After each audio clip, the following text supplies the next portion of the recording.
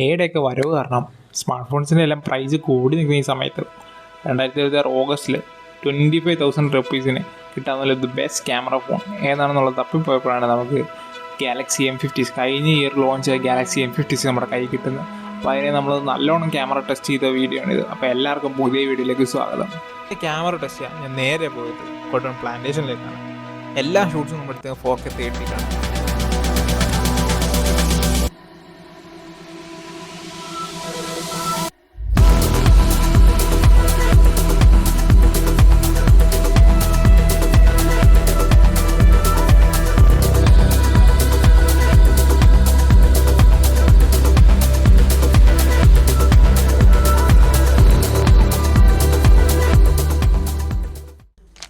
ഇതിൻ്റെ main സെൻസറായ 50 MB കിട്ടുന്ന shots അത്യാവശ്യം ഷാർപ്പായിരുന്നു.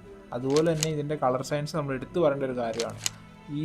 ഈ ക്യാമറയിൽ നമുക്ക് 2x വരെ നമുക്ക് അത്യാവശ്യം നല്ല ക്ലാരിറ്റിയും പ്രിസർവ് ആയിക്കൊണ്ടുള്ള ഷോട്ട്സാണ് നമുക്ക് കിട്ടുന്നത്. അതുപോലെ പോർട്രേറ്റ് മോഡിൻ്റെ കാര്യം പറയുമ്പോഴും അതെല്ലാം 2x ഞാൻ ഷൂട്ട് ചെയ്തേക്കുന്നത്. അതുവരെ മാക്സിമം സപ്പോർട്ടുമാണ്. 2x കിട്ടുന്ന ഷോട്ട്സും അത്യാവശ്യം ഒബ്ജക്റ്റ് ഡിറ്റക്ഷനും അതുപോലെ തന്നെ കളർ സയൻസും നല്ല രസമുള്ളതായിരുന്നു. പിന്നെ വീഡിയോസിലോട്ട് വരുമ്പോൾ നമുക്ക് മെയിനായിട്ട് എടുത്തു പറഞ്ഞൊരു കാര്യം, നമ്മുടെ എല്ലാ ലെൻസും പ്രൈമറി ക്യാമറ ആയാലും അൾട്രാവൈഡ് ക്യാമറ ആയാലും അതുപോലെ തന്നെ സെൽഫി ആയാലും എല്ലാം നമുക്ക് 4K 30 FPS തന്നെ ഷൂട്ട് ചെയ്യാൻ പറ്റുന്നുണ്ട്.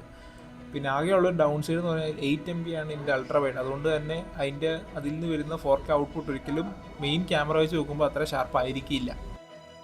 ഈ വീഡിയോ എടുക്കുന്നത് നോർമൽ വാക്കിങ്ങിലാണ്. ഇത് അൾട്രാ HD, അതായത് 4K 30 FPS ഇതിൻ്റെ മാക്സ് റെസൊല്യൂഷൻ ആണ്.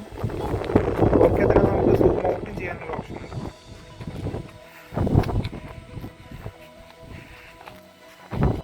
ഒരു ആക്ഷൻ മോഡ് ഇതിൻ്റെ സ്റ്റോക്ക് ക്യാമറയിൽ വരുന്നുണ്ട്. 1080p 30 FPS ഇതിൻ്റെ ഔട്ട് വരുന്നത്. റണ്ണിങ് ഷോട്ട്സൊക്കെ അത്യാവശ്യം യൂസ്ഫുൾ ആയിട്ടുള്ള ഒരു ഔട്ട്പുട്ട് ഇതിന് കിട്ടുന്നു. കുറച്ച് ഹൈ എൻഡ് സ്മാർട്ട് ഫോൺസിൽ മാത്രം കിട്ടുന്നൊരു ഫീച്ചർ ഞാൻ ഈ സ്മാർട്ട് ഫോണിൽ കണ്ടു. നമ്മുടെ ഗാലറിയിലുള്ള ഫോട്ടോസിൻ്റെ കളർ ടോൺ നമുക്ക് ലെറ്റായിട്ട് സൂക്ഷിക്കുകയും അതിൻ്റെ എക്സ്റ്റെൻസീവായിട്ടൊരു ഫിൽറ്ററിനപ്പുറം അതിൻ്റെ പാരാമീറ്റേഴ്സ് നമുക്ക് ചേഞ്ച് ചെയ്യാനുള്ള ഓപ്ഷനും ഇതിനകത്തുണ്ട്. അത് വളരെയധികം യൂസ്ഫുൾ ആയിട്ടുള്ളൊരു ഫീച്ചറായിട്ട് വന്നു. നമുക്ക് മൂഡി ഫോട്ടോസിൻ്റെയൊക്കെ ലെറ്റ് നമുക്ക് ഇതിനെ ഇൻബിൽഡായിട്ട് നമുക്ക് ആഡ് ചെയ്യാൻ പറ്റുന്നതാണ്.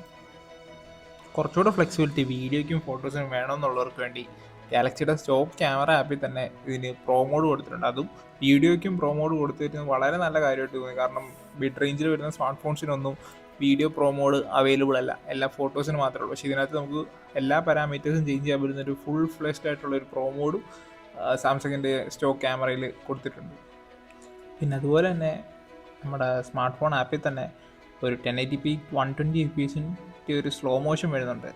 അത്യാവശ്യം നല്ല ബ്രൈറ്റ് ആയിട്ട് കൂടി നല്ല നോയ്സും ഒക്കെ ക്രീപ്പ് ചെയ്യുന്നുണ്ടായിരുന്നു. അതുകൊണ്ട് ഇതൊരു യൂസബിൾ എന്ന് പറയാൻ പറ്റില്ല, ജസ്റ്റ് ഒരു സോഷ്യൽ മീഡിയ പർപ്പസിന് വേണ്ടി മാത്രം യൂസ് ചെയ്യാൻ പറ്റുന്ന സ്ലോ മോഷൻ വീഡിയോ ഫീച്ചറും ഇതിനകത്ത് അവൈലബിൾ ആണ്.